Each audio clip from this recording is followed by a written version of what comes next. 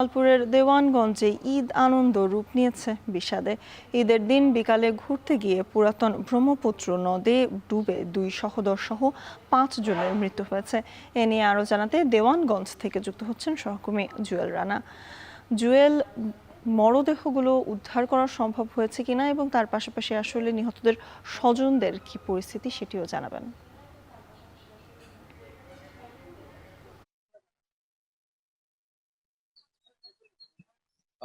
স্বর্ণা গতকালকে পরিবার পরিজন নিয়ে ঈদের আনন্দ ভাগাভাগি করতে দেওয়ানগঞ্জের ভাসমান যে ধামের সেতু সেই সেতু বেড়াতে গিয়েছিল এই দেওয়ানগঞ্জের চর ডাকাতিয়া পাড়া এলাকার জয়নাল আবদিন।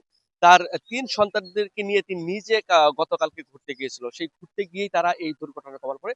এই মুহূর্তে আমি রয়েছি সেই জয়নাল আবদিনের বাড়িতে, অর্থাৎ এই বাড়িতে এই মুহূর্তে একটি সুখের মাতম চলছে। অর্থাৎ 11টার দিকে তার দুটো সন্তান অর্থাৎ মায়ামণি এবং মিহাতের জানাজা হওয়ার কথা ছিল। ইতিমধ্যে বিভিন্ন এই পরিবেশ একেবারে হাজারির একটি রূপ নিয়েছে এই মুহূর্তে বলা চলে। অর্থাৎ 11 থেকে জানাজা হওয়ার কথা হয়েছে। আমি এখানকার যে স্থানীয় লোকজন আছে তাদের সাথে কথা বলছি, তারা বলছে যে সেই সেতুটি অত্যন্ত ঝুঁকিপূর্ণ ছিল। অর্থাৎ তড়িঘড়ি করেই পৌর কর্তৃপক্ষ এবং সেখানে একটি পার্ক ছিল, তারা মূলত একটি স্থাপন করেছিল অতিরিক্ত মানে বিনোদন করার জন্য, কিন্তু সেটি একটি বিষাদের রূপ নিয়েছে এই মুহূর্তে বলা চলে।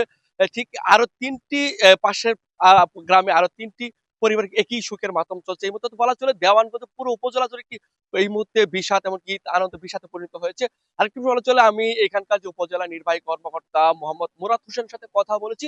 তিনি জানিয়েছেন অর্থাৎ গতকাল রাত 10:30 থেকে 11টা তারা উদ্ধার অভিযান পরিচালনা করছে। সেই সময় স্বজনদের আর কোনো নিখোঁজের কোনো অভিযোগ না থাকার তারা অভিযানটি স্থগিত করেছে। এই মুহূর্তে বলা চলে সেই দেওয়ানগঞ্জে যে স্পটটি রয়েছে পুরাতন ব্রহ্মপুত্র, সেখানেও কিন্তু উৎসুক জনতা এখনো ভিড় করছে। পাশাপাশি আমরা দেখেছি ফায়ার সার্ভিসের একটি টিম, তারা কিন্তু এখনো সেই ঘটনাস্থলে রয়েছে। তারা এখনো তাদের যে অবজারভেশন সেটি তারা এখন পর্যন্ত করে যাচ্ছে। আরেকটি বিষয় বলা চলে, উপজেলা নির্বাহী কর্মকর্তা, এখানকার স্থানীয় যে এমপি এমনকি প্রতিমন্ত্রী রশিদুল মিল্লাত, তেনারাও কিন্তু এই পরিবারের সাথে কথা বলছে। পাশাপাশি তাদেরকে আনুষ্ঠানিকভাবে এই মৃতদেহগুলো হস্তান্তর করেছে এবং প্রয়োজনীয় যে ব্যবস্থা সেটিও তারা নেওয়ার একটি প্রতিশ্রুতি দিয়েছে। পাশাপাশি এখানকার স্থানীয় যে লোকজন আছে তাদের একটি দাবি হচ্ছে এই যে দুর্ঘটনা ঘটে একটি সুষ্ঠু একটি কমিটি করে তদন্ত করে আসলে এর সাথে যে সকল লোকজন জড়িত তাদের একটি দৃষ্টান্তমূলক শাস্তির দাবিও করছে। পাশাপাশি সেই পুরাতন ব্রহ্মপুত্র নদের উপরে একটি স্থায়ী টেকসই একটি তারা একটি সেতুও দাবি করছে, যেহেতু অনেক লোকজন সেই ভাসমান ড্রামের সেতুতে তারা